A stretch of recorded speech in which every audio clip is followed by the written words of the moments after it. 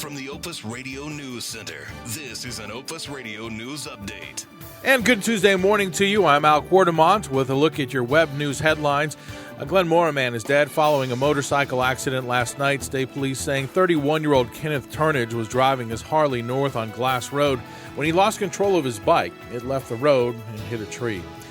Alexandria police are asking for your help in finding a missing teenage girl. They say family members have not seen nor heard from 14-year-old Clarissa Clifton in about a week. They tell us the last place she was spotted was near the Lee Street and Bank Street area.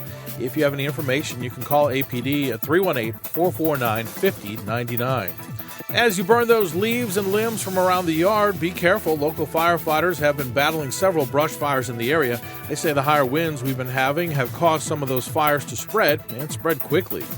Big groundbreaking ceremony today. It will happen at the site of the new Carolyn Dorman Junior High School. It's built as the first green high school in Rapides Parish. It's off Highway 165 in Woodworth. That ceremony set for 1:30 p.m. today. Hungry for a great breakfast? Well, in fact, one you can enjoy all day. The Pineville Kiwanis Club is holding its annual pancake breakfast out at Keys Park. It runs until 8 p.m. tonight. $5, getting you all the pancakes, sausage, milk, and coffee you want. The proceeds will go towards scholarship money as well as to benefit CASA. Here's a look at your state news headlines now. When lawmakers gather next month to redraw Louisiana's political district lines, maps for the Louisiana Supreme Court and state appeals courts may be left on the cutting room floor. Lawmakers are required to redraw the boundary lines for congressional, legislative, public service commission, and education board districts when the new census figures are released. There is no such requirement, however, for the courts, even though they were included in the special session agenda. The House and Senate leaders remain split on that matter. Senate President Joel Chasson says if the Supreme Court doesn't submit a recommended plan, lawmakers will not have time to haggle over the issue in the session that starts March 20th. House Speaker Jim Tucker says he wants the court lines revamped during the session, noting a federal judge wants lawmakers to work the appeals court's districts. The top college policy chief in Arkansas is expected to become Louisiana's next commissioner of higher education this week. That is, if his formal interview tomorrow goes well. Arkansas Department of Higher Education Director Jim Purcell is the lone finalist for the job after the Louisiana Board of Regents and a private search firm conducted a behind-the-scenes search for several months. Purcell, who has worked in higher education, mostly in strategic planning and research, has also worked in Louisiana before. At Our Lady of the Lake College in Baton Rouge back in 1994 through 98, Purcell is meeting with Governor Bobby Jindal and other officials today. Newcomb College, the women's college that Tulane closed as part of its post-Katrina restructuring, will stay closed because its advocates have lost their legal battle to force Tulane to reopen it. A lawsuit seeking to restore Newcomb's pre-Katrina status failed after the Louisiana Supreme Court refused to hear an appeal Friday of a court ruling upholding Tulane's position. Josephine Newcomb had given Tulane money for the college while she was alive and left it almost her entire estate.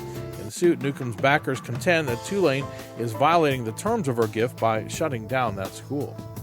To ensure the state's oyster crop has a chance to rebound this spring after the Gulf oil spill, the state has committed $2 million to immediately restoring the oyster grounds.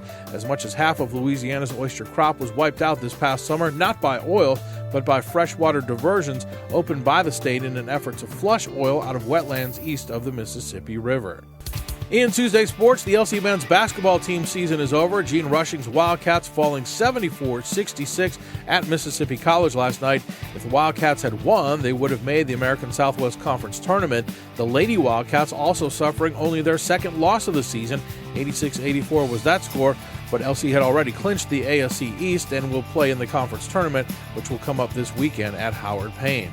Doug Williams returning to Grambling, where he will once again coach the Tigers football team. A Grambling spokesperson saying the school is in the process of making that announcement that Williams will be the university's next head coach. The 55-year-old Williams is a native of Zachary and replaces Rod Broadway, who resigned earlier this month to become the head coach at North Carolina A&T. And police in Georgia say New Orleans Hornets backup point guard Jarrett Jack has been arrested and charged with drunken driving. Jack was pulled over early Sunday by an officer who clocked him at 66 miles an hour in a 45-mile-an-hour zone.